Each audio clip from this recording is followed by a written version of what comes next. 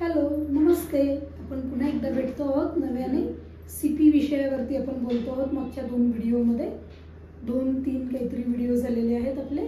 CP म्हणजे cerebral palsy, locomotor disability याविषयी आपल्याला बोलणं चालू आहे। तर आपण सीपीचे प्रकार बघितले, सीपीचे सिम्पटम्स बघितले, लक्षणं काय काय असतात सीपी मुलांचे। तर आज मॅनेजमेंट ऑफ सीपी बघणार आहोत।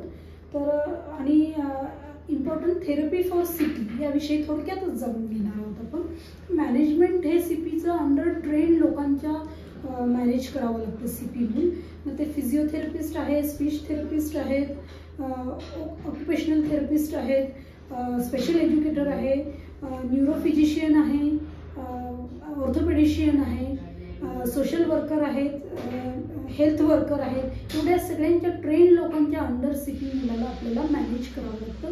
त्याचं एज्युकेशन असेल, त्याचं हेल्थ वाईज इश्यू असतील, त्याची फिजिओथेरपी असेल। सर्वात अगोदर तर फिजिओथेरपीचा रोल पण खूप महत्त्वाचा आहे सीपी मुलांच्या मॅनेजमेंटसाठी। तर अशा पद्धतीने ट्रेन लोकांच्या अंडर सीपी मूल आपल्याला मॅनेज करावं लागतं। तर आता त्याच्यासाठी महत्त्वाच्या थेरपीज कोणत्या आहेत सीपी मुलांसाठी? सर्वात महत्त्वाची थेरपी म्हणजे फिजिओथेरपी आहे सीपी मुलांना। फिजिओथेरपी ही बरेच काळ घ्यावी लागते सीपी मुलांना।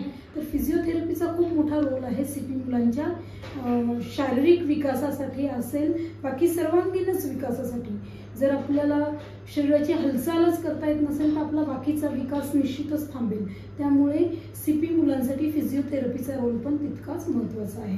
ऑक्युपेशनल थेरपी पण तितकीच महत्त्वाची आहे सीपी मुलांसाठी। म्हणून ओटी थेरपिस्टचा रोल पण खूप महत्त्वाचा आहे सीपी मुलांसाठी, त्याच्या विकासासाठी, त्याच्या बाकी सर्वांगीण विकासासाठी। त्यानंतर येते स्पीच थेरपी। जर सीपी मूल बोलत नाही आहे, बोलता येत नाही, त्यासोबत त्याला ओरोमोटर एक्सरसाइज देणे सुद्धा ते पण गरजेचं आहे।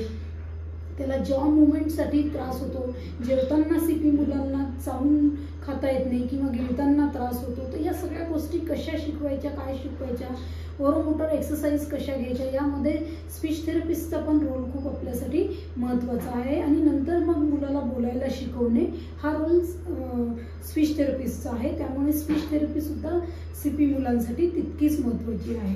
त्यानंतर आहे स्पेशल एज्युकेटर, की जो आपला सर्वांगीण विकास घडवण्यासाठी स्पेशल एज्युकेटर हा विशेष मुलांसाठी खूप महत्त्वाचा आहे।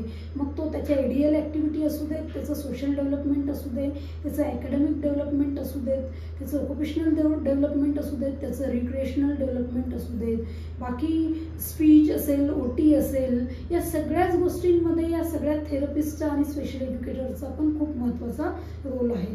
त्यामुळे एक सीपी मूल जर आहे तर त्यासाठी एवढ्या सगळ्या लोकांची आपल्याला गरज भासणार आहे। त्यासोबत डॉक्टर्स जे आहेत, की जे ऑर्थोपेडिशियन आहे, न्यूरोफिजिशियन आहे। जर मुलाला सीपी मुलांमध्ये आपण झटक्यांचं प्रमाण जास्त बघतो, सीपी मुलांना मोस्टली झटके येण्याचं प्रमाण जास्त आहे इतर मुलांच्या कंपॅरेटिव्ह। त्यामुळे आपल्याला न्यूरोफिजिशियनचा म्हणजे बाल मेंदुरोग तज्ज्ञ आणि मेंदुरोग तज्ज्ञांचा रोल पण आपल्यासाठी खूप महत्त्वाचा आहे सीपी मुलांच्या विकासामध्ये। त्यानंतर शारीरिक वाढ आणि विकासासाठी आहे, तर त्यासाठी ऑर्थोपेडिशियन म्हणजे अस्थिरोग तज्ज्ञ, हाडांचे तज्ज्ञ जे असतात त्यांचा पण रोल खूप महत्त्वाचा आहे। तर अशा प्रकारे महत्त्वाच्या थेरपी सीपी मुलांसाठी आहेत आणि मॅनेजमेंटसाठी ट्रेन लोक सीपी मुलांसाठी खूप गरजेचे आहेत। तर अशा प्रकारे सीपी मुलांचं मॅनेजमेंट आपण करू शकतो। स्पेशल एज्युकेशनचा हा भाग खूप महत्त्वाचा आहे सीपी मुलांसाठी आणि त्याच्या सर्वांगीण विकासासाठी या सगळ्यांची आपल्याला मदत लागणार आहे। तर आज आपण सीपी मुलांचं मॅनेजमेंट आणि इम्पॉर्टंट थेरपी सीपी मुलांसाठी बघितल्या। आता आपण इथे थांबूया आणि पुढच्या भागामध्ये वेगळ्या विषयावरती सीपी मुलांच्याच विषयी बोलूया पुढच्या भागामध्ये। आणि जर तुम्हाला आमच्याशी काही संपर्क साधायचा असेल तर आमचा संपर्क क्रमांक आहे 9970598429 9970 598429. धन्यवाद।